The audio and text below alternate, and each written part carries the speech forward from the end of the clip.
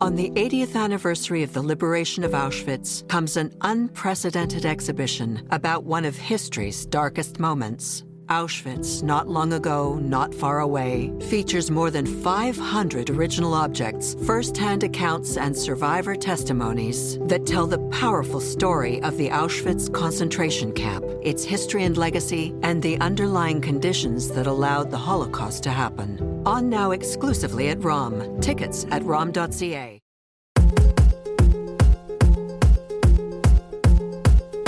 Jewish federations and other major Jewish organizations. Are they effectively combating antisemitism? Have they run out the clock on their usefulness because of that or other bloated programming? Should you still give to federation, or are they ripe for Dojification? I'm Avi Finegold, reporting from Montreal for a change, and along with Yedida Eisenstadt over in 4th of July land and Matthew Leibel, who is crossing and recrossing Portage and Main this week, we are not in heaven.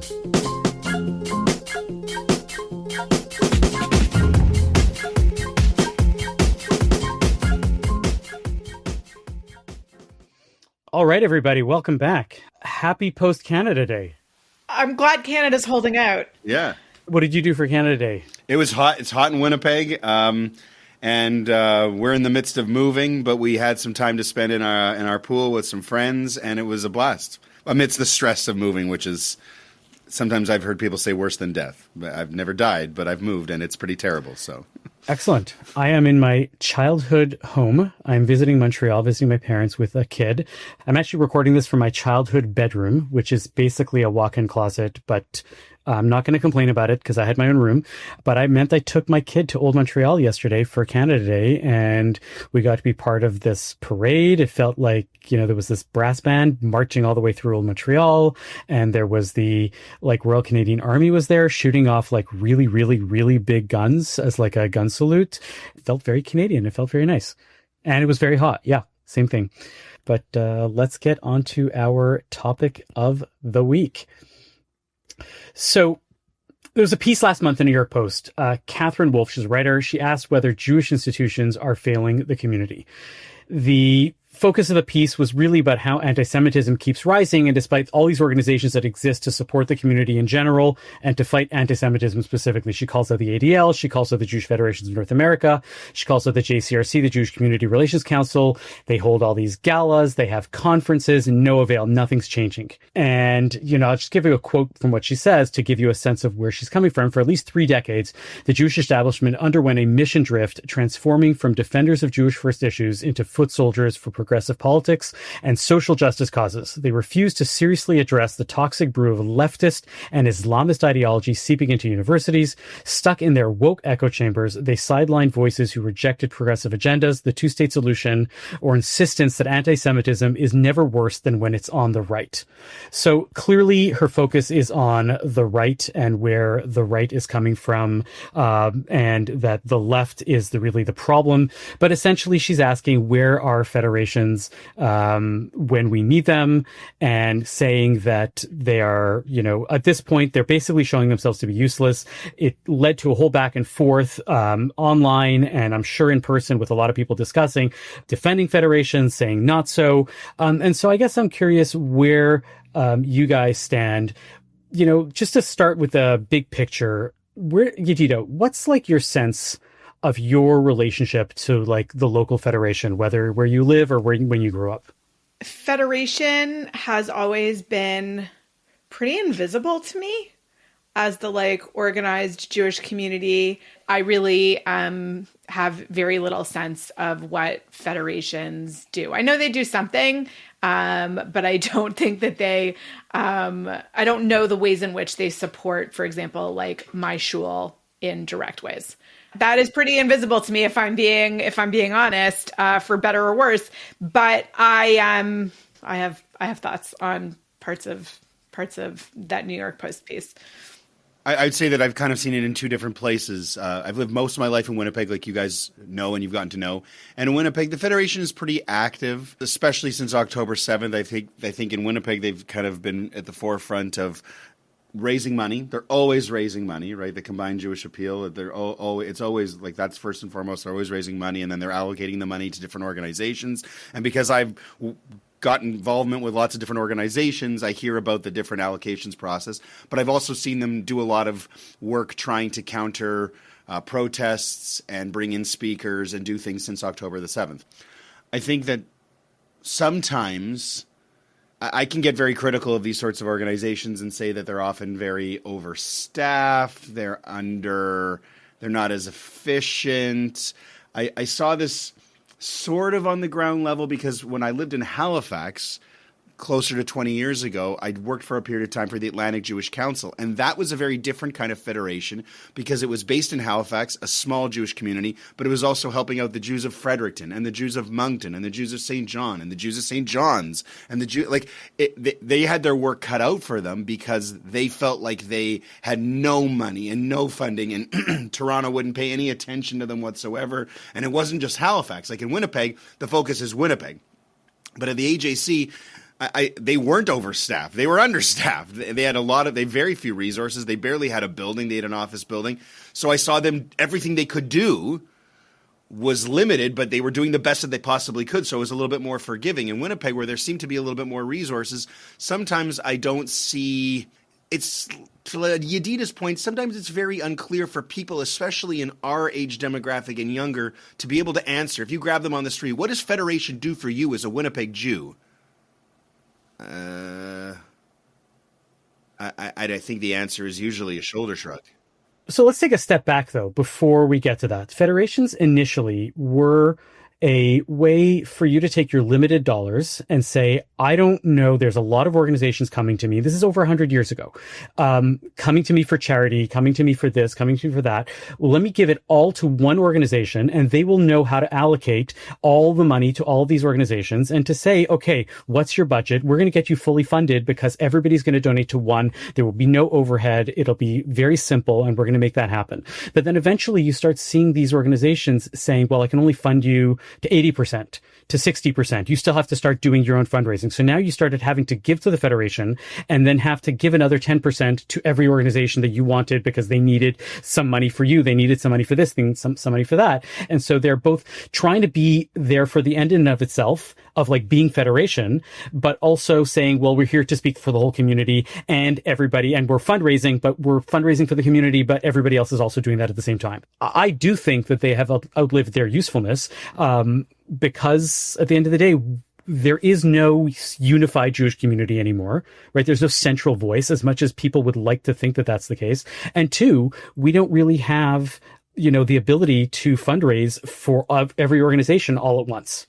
Right. So the question of whether or not we as Jews were ever better off or would be better off if there were one central voice.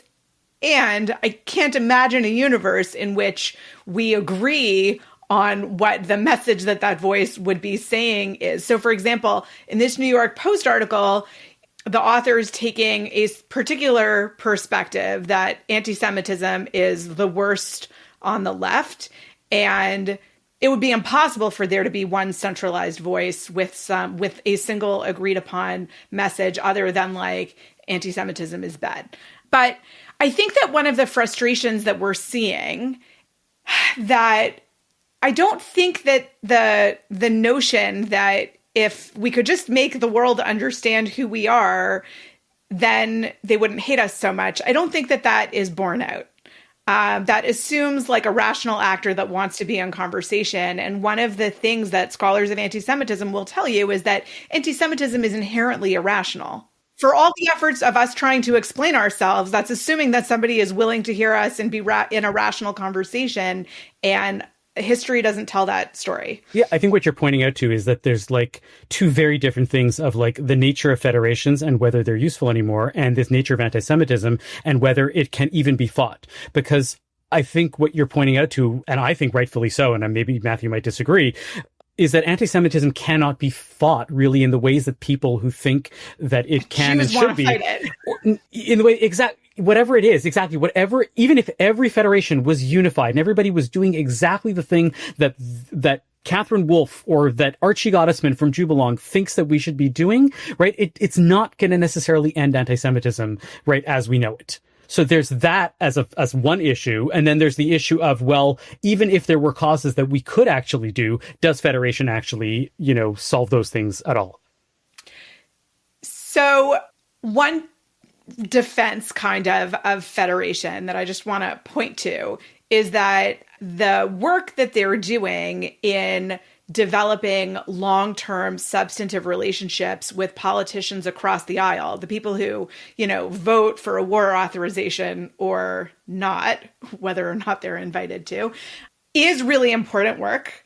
And I think is sort of a modern expression of a historical phenomenon that we see all over the place, which is Jews have their own strategic special relationship with the person or people in power. And so I kind of think that the work that these organizations, whether it's Federation or AJC, maybe ADL, do in developing relationships with these powerful politicians is really important, because if anybody's going to understand the Jewish position, it should be people who are in power, right? The elected official needs to have a much better, deeper understanding of Jewish history and the need for Israel than, the individual single voter. I want the voter also to have it, but money better spent, I think, is cultivating deeper understanding amongst the people who are the real powerful decision makers. In Canada, the Carney government hasn't been doing this really long enough for me to weigh in, but I think the last year and a half of the Trudeau government, there was no reflection in foreign policy or in any of the things that were coming out of Trudeau, Melanie Joly, who was the foreign minister at the time, that would suggest that they were listening to anything that any Jewish groups were telling them about Israel. That's where it gets interesting, because they're like, on the one hand, Jews have a different kind of power than numbers, right? Jews are never going to be the majority of voters ever.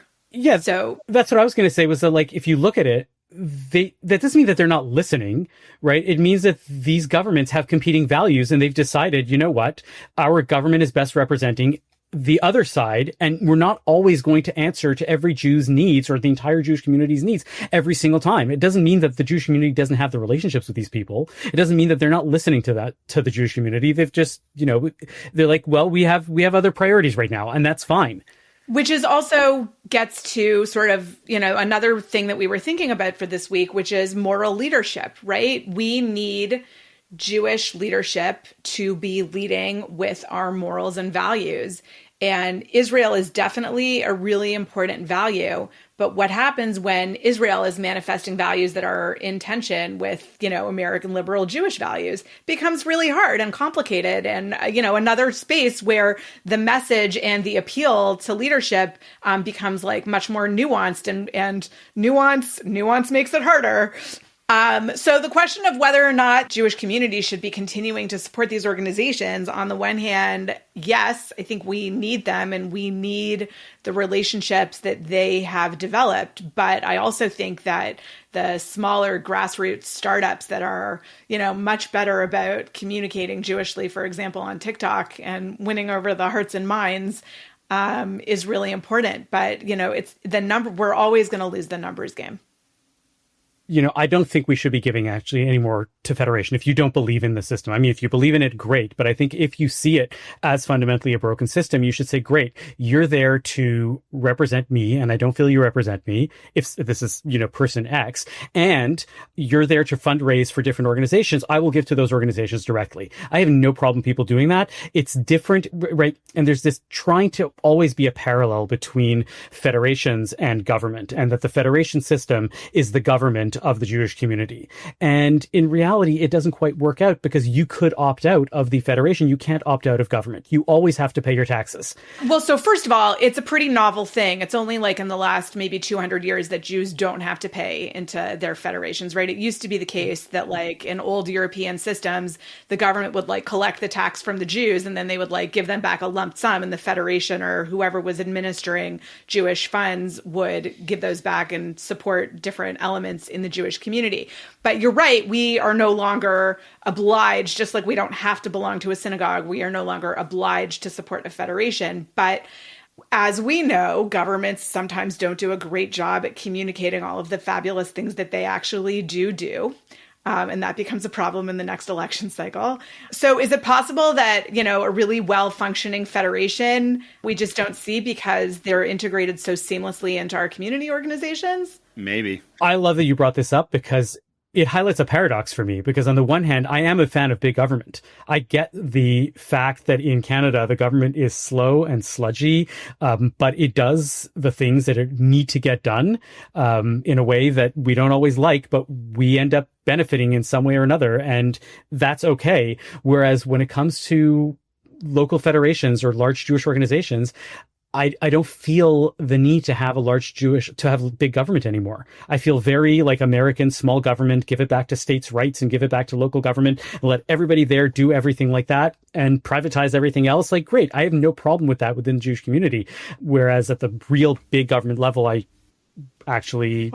guess America is about to do that experiment on a huge level. Like with these conversations, I often feel like what does the alternative look like? I don't have a good idea of what a good looking or a well run federation is to compare. Like I don't, or an organization like this. So it's kind of a lot of complaining, a lot of what they should be doing, a lot of what it should look like. But is any of that actually practical?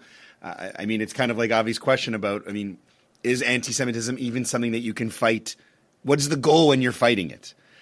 If it's undeniable that we're spending money and spending money and spending money, and then anti-Semitism and anti-Semitic events are going up, that would point to a problem. But I don't know what the solution looks like. So I'm a little bit at a loss, a little torn. Let's game that out, Matthew, right? Like if there was no federation in Winnipeg, there was no Jewish federation, right? Would the synagogue cease to exist? No, the federation doesn't fund the synagogues. I think the synagogues would be the same. There you go. Would the Simkin Center cease to exist? We barely get any kind of funding from them whatsoever, so we would continue to go on, yep. What would you miss if Federation was missing in Winnipeg proper? The three biggest Jewish organizations in Winnipeg, as far as funding from the Federation's allocations, are the Jewish School, which goes junior kindergarten to grade 12. Yep. Would be the Rady, which is the Grey Academy, the Rady Center, which is our Y, the Jewish Community Center, and the Jewish Child and Family Services. Those are your three biggest. There are 12 total agencies, but the other 9, Simkin being one of them, it's a very small line item in the budget for each and every one of those 9.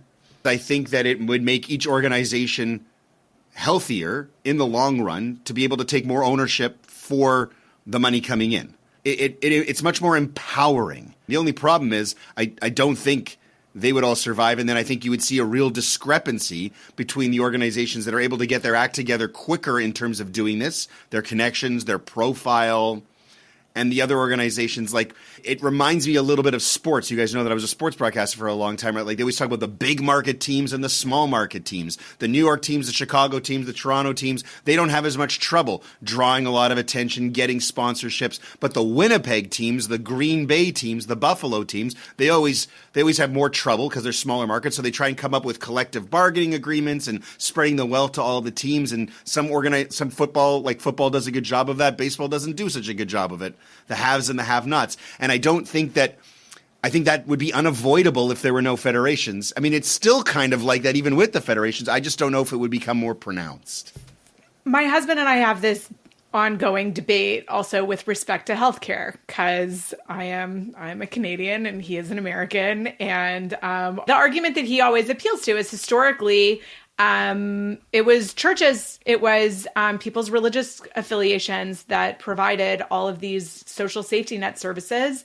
And as America in the 20th century increasingly secularized, it became centralized. And so people were taxed for it. And there became more of a publicly funded system, obviously more in Canada than in the US, and it's part of the social contract. And maybe federations are the social contract of the Jewish community. And, maybe they need to do a better job at communicating to us and to the people who support them what their benefit is, assuming that there is one. I know they have there's like a big American Jewish Federations podcast that people may or may not be listening to. And there's like a lot of podcasts coming out of the Jewish philanthropic space where people are sort of making the case for Jewish philanthropy and like what it supports. And Anyway, all of that's just to say that like the negotiation of what the ideal of what this should look like and whether or not there should be a centralized coordinating body is a good question. And if I knew what they did better, maybe I'd be better able to make a case for it. One of the things that's really great and nostalgic about visiting home is that my dad's a retired librarian. So whenever I come home, there's a stack of like clippings that he's going through a box of stuff that is really old. And he's like, oh, look at this or look at that. And just this morning, he pulls out, without even knowing what we're talking about today, my dad pulls out this thing from 2007 that had an article that said defederate now. And it had nothing to do with anti-Semitism. It had to do with like Israel awareness and our connection to Israel, and saying that they don't do anything, that they're not useful, that all they do is hold galas. And I was like, wow. So the same thing 18 years later, right, is being said, but it's just about anti-Semitism and not about like Israel, and that like the federations are useless and that we should just get rid of them. So this is nothing new. And I think that there's enough smart people that have been calling for the Dojification, I guess you would call it, of the Jewish Federation system, that I think that it does really bear closer examination.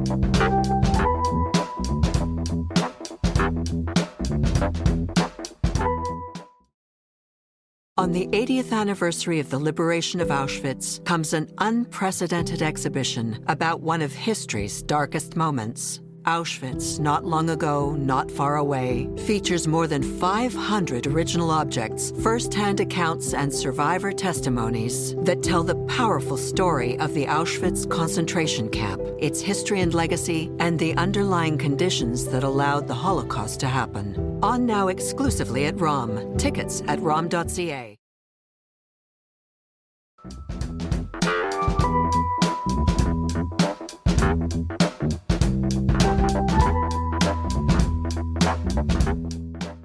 What would you do? Oh, what if we put you in charge of the Doge? What if we made you Elon Musk? Okay, so I really, really do not want to be Elon Musk. So the first thing that I would do is I would take any internal programming, right? The missions and the leadership things, and take it away from Federation. I would say there are many, many organizations that are fighting for Jewish attention.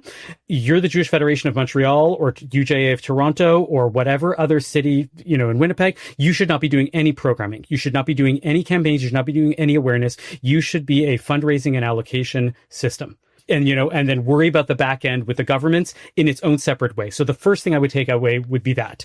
The second thing I would take away was figure out which organizations are already doing really good at fundraising on their own, and they're getting a small amount of allocation, and say, I'm sorry, you're getting zero allocation. You have nothing to do with Federation anymore. I want people to know that these are the only organizations that we support, and start figuring out which organizations could probably deal with getting the extra 10%, get them off the Federation budget. So those are two things that I would right away take away. I think that we can just make this distinction. I think that what Matthew's talking about is like effective for Jews connecting as Jews and Federation serving Jews, quad Jews, and establishing Jewish community.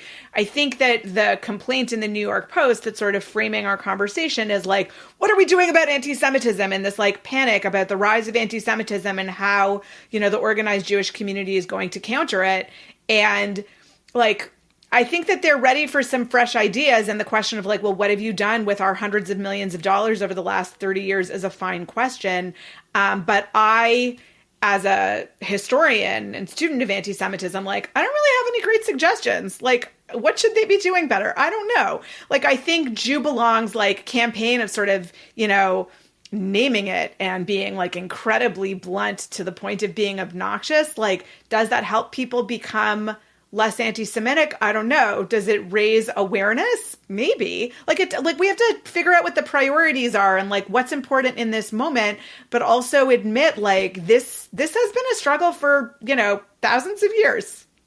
To me, the answer is not specifically what answers I have, but it's sort of privatizing, but it's not quite privatizing. It's the startup model. It's giving a lot of Jewish startups a lot of seed money and seeing which ones rise to the top and are actually able to do well and fundraise on that, back. I don't necessarily like what Jubelong does. They went hard on the anti-Semitism pink billboards all around North America, and She raises money. Archie Gossman, she's one of these people that she started it and she said, this is it. And she managed to raise money for it. And I'm good for her, right? I don't want to give to that. There's other organizations that I want to give to because I think that those are effective, and let those organizations, you want to know how to reach people?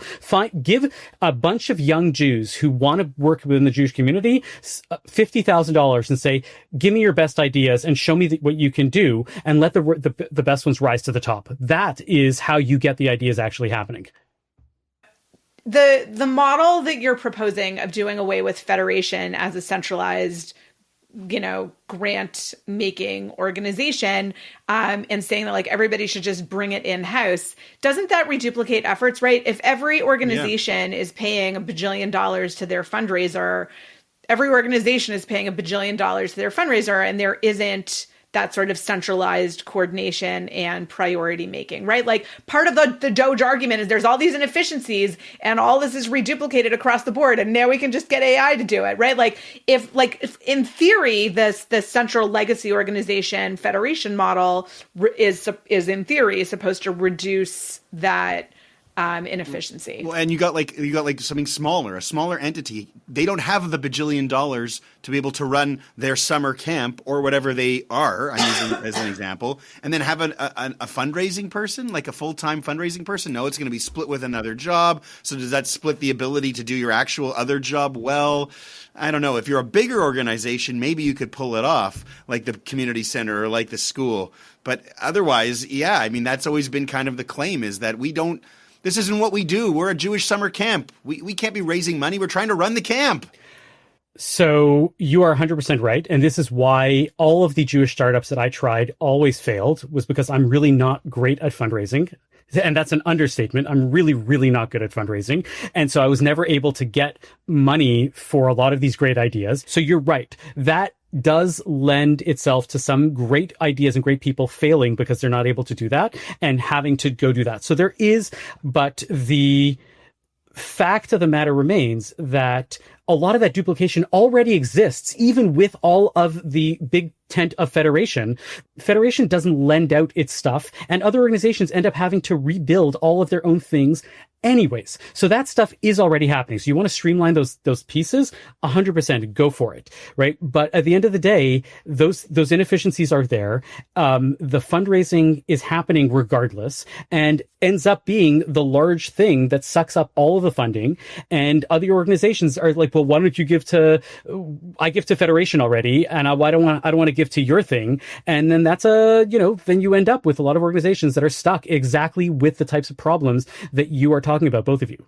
Let's wrap this, and I think that's a good place to stop. And let's move on to textual healing. I do like the name of that. I really do a lot. Textual healing. It's time for some textual healing. Let's get biblical. Tell me a parsha, and we'll make it physical. Textual healing. Hukat, the parsha of the week, like a lot of the parshiot in Avi's favorite book, Bamidbar, if I remember that correctly. I cannot wait to discuss this at the end of Bamidbar. It's got a lot of really good stuff.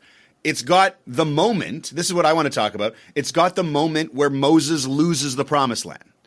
And I've always had so much trouble with this moment. For anyone who's not totally sure, wants the quick context, it's another one of the moments where the whole tribe of people, 2 million plus, wandering through the desert, miserable, no water, and they complain to Moses and Aaron, and God tells Moses and Aaron, talk to a rock, and the rock will bring forth water. And Moses, my take has always been, he's had enough.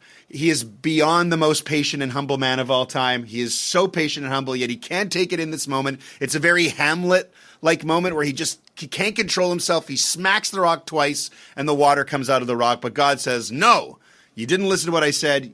I said talk to the rock. You smacked the rock. You don't get to go into Israel because of this. I've always hated it.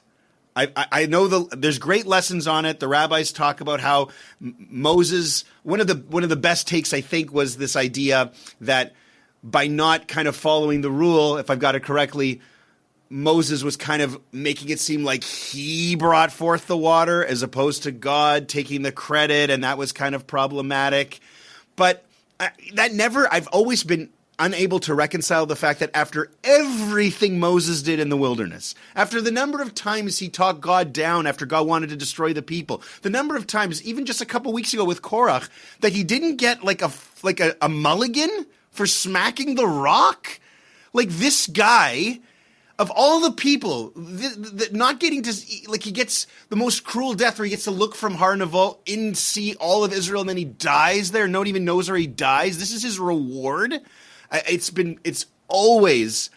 like the most human moment for someone in Moses' character who's very hard to relate to for people reading the Torah. And I always felt like he got a raw deal. So yeah, I'm going to say Moses got a raw deal, and I've never really been convinced otherwise. So maybe you guys want to convince me, or you agree with me. But yeah, that's what happens in this parsha. Let me counter that with one question, which maybe convinces you, maybe not. I have no idea. But how do you know that there were not many other mulligans that Moses got? They just weren't written into the Torah, right?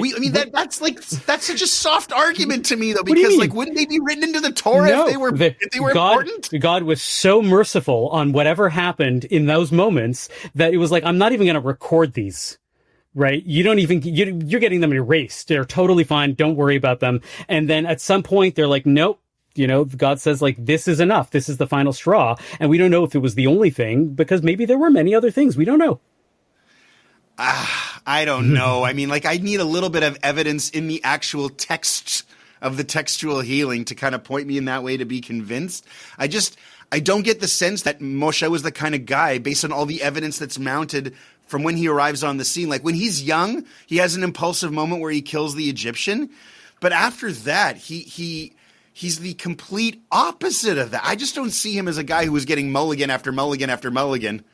I like how we've used that term a lot, by the way, here. And I don't know. I hear your claim. I don't buy it. I think this is just a pretense, because there seems in the rabbinic tradition that Moshe was the wrong leader to take them into the land. And so, something needed to bring his leadership to an end. At least he got time to say goodbye. He already, appropriately, as good leaders do, had a successor lined up. And, he messed up. That's not enough. I also, I'll even complicate it, right? The argument, he thought he had to hit the rock because last time, 40 years earlier, God said hit the rock. So he thought he was supposed to hit the rock again. Right? There's all kinds of ways to sort of try to get him out of it. But at the end of the day, right? He was 120 years old. They were ready for somebody younger with a different leadership style. There are so many great moments in the whole book on leadership, and I always just have this feel for Moses. He never wanted the job in the first place. He did the job so well, and he doesn't get that payoff. The end of the Torah and everything kind of here after this moment of Chukat just breaks my heart for the. It is a tragic ending. Yeah. There is a line of scholarly thought that actually thinks that Joshua should be book number 6, which ends things in a different place and also sort of situates Joshua as part of the main story a little bit differently. But that's weird. So we don't do that. Avi, what you got? What do I got? So actually, I want to point out a very, very tiny little something that I remember reading years ago, and it really struck me, and I want to bring it up again. So there's this moment when there's a war with the Canaanites, and they take some Israelites captive. But there's this really fun moment in the Tzena Rena, which is this Yiddish commentary for the Yiddish women who were staying home from shul and they just wanted to read a little bit about the Parsha. And it was around for a couple hundred years. And riffing off of the fact that the various commentaries say that this actually wasn't the Canaanites, it was the Amalekites. But the only way that they were able to attack them again was that if they disguised themselves as Canaanites and they changed their language to make them sound like they were Canaanites, and then they were able to get close to the Israelites, they were able to attack. And then so the Tzena Rena then goes and says that therefore, we also disguise ourselves on Purim, since Haman was descended from Amalek. We show that the disguise did not help. And like it blows my mind because that is not found anywhere else. I've never seen that repeated anywhere else. I think the author just made it up. And I was just so fascinated by the like, oh yeah, they dressed up and they were Amalekites and they became Canaanites. And that's why we dress up on Purim, because we can really see Amalek where they really are all the time. And that's it. Creative. Go for it. So Yeah, that's my little point.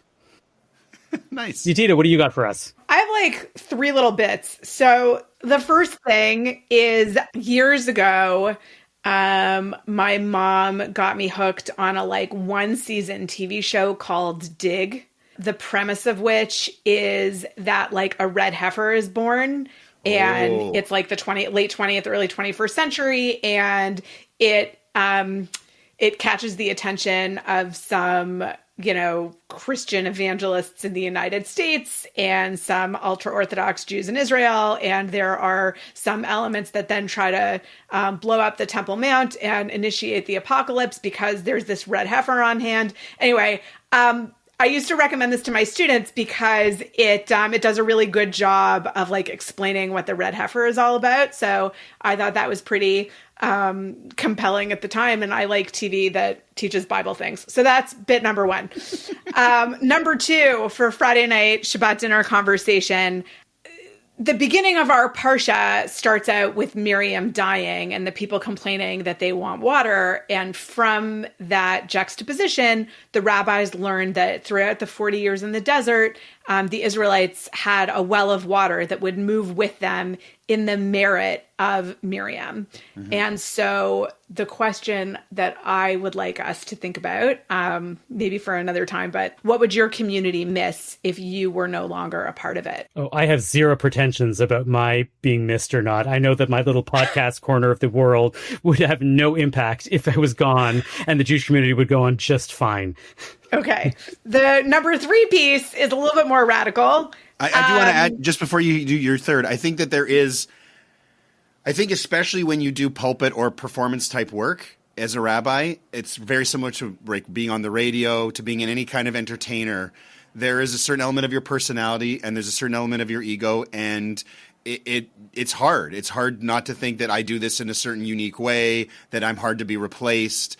You kind of feed off of that. That's part of the thing. But someone once said to me that a truly great rabbi or any kind of truly great leader is someone who, when their time is over, like Moses, who we were discussing, that the transition is seamless and the community goes forward, because no one is irreplaceable, even Moses. And that's probably one of the lessons buried in what we were talking about earlier, like in our conversation, the part that we started before. So I'd like to think that I would be missed, but I also like to think that that wisdom is the truth, and that we should be going for a world where our legacy will be found and we'll be talked about and remembered, but life will not just go on, but will go on successfully because of laying a foundation, So that's a good one, Yedida. I don't know if you're going to top it with your third. That's a good one. I am going to top it with my third. I am.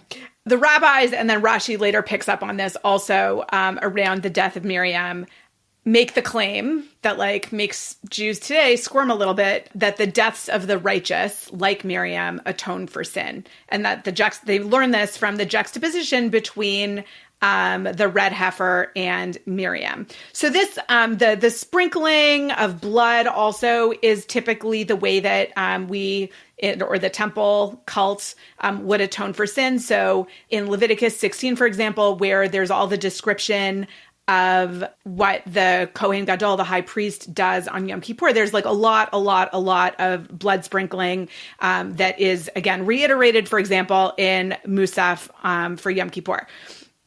So I want to name that, like, this idea makes me a little bit uncomfortable as a Jew, because it also is basically the premise of Jesus and the Christian understanding that Jesus dies for people's sins. And so with all of that laid out, I want to present an idea an alternative understanding, right? Because we've been talking about Christian anti-Semitism a little bit today, of a sort of really important passage in the New Testament that sort of underlies some parts of Christian anti-Semitism. So the passage is from Matthew, the Gospel of Matthew, the most Jewish of the Gospels, chapter 27, verse 25.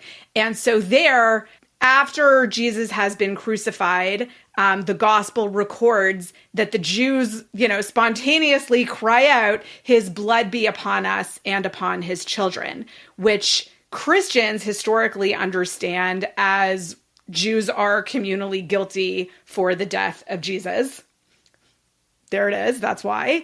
The alternative understanding proposed in this excellent work, the second edition of the Jewish Annotated New Testament, I hope I'm allowed to do product placement, is that rather that what the Jews are calling for is this notion that the deaths of the righteous atone for their sins, and this idea that blood being upon you actually cleanses you of sin, doesn't make you guilty, but actually is a cleansing mechanism. So here we have an example of like understanding historical ideas in their ancient historical context, helping them make sense. That's heavy. And the New Testament is not something that I usually have my hands full with the Old Testament. But I mean, that is, I'm uncomfortable with the claim. Like my gut reaction that the death of anybody atones for someone else's sins, I don't like that to begin with. And I don't find it doesn't make a lot of sense to me in Jewish practice. Like you talk about Yom Kippur, all these years later, we don't have a temple. We don't have a Kohen Gadol going behind the curtain, lighting incense smoke and like sprinkling blood to cleanse. But we have the ritual of like every single person practicing self-denial, which is what they call it, right? V'initem et nafshotechem. Like, so the idea that like that's the fasting, that's the no leather shoes, that's all that kind of stuff. It feels like atoning always has been on us. But for example, with the cities of refuge, right? Like all of those people who have to go confine themselves in the city of refuge because of negligence, right? There's still guilt upon them.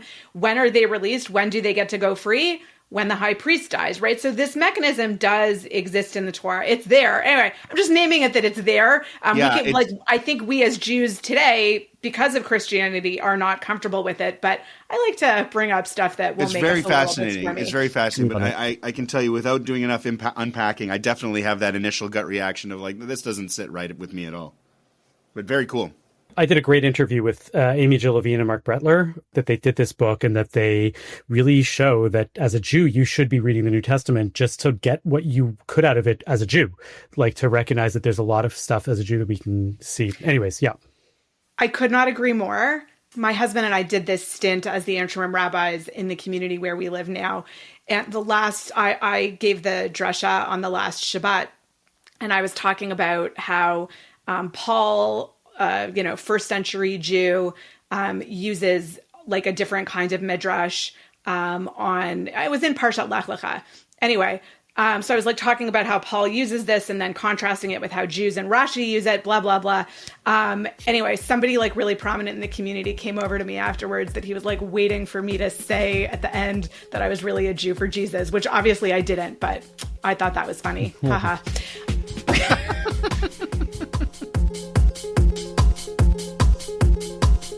Thank you for listening to Not in Heaven this week. Our producer and editor is Zachary Kaufman. Michael Freeman is the executive producer. To catch every episode, subscribe wherever you get your podcasts. If you'd like to support our show, consider making a donation to the CJN at thecjn.ca/donate.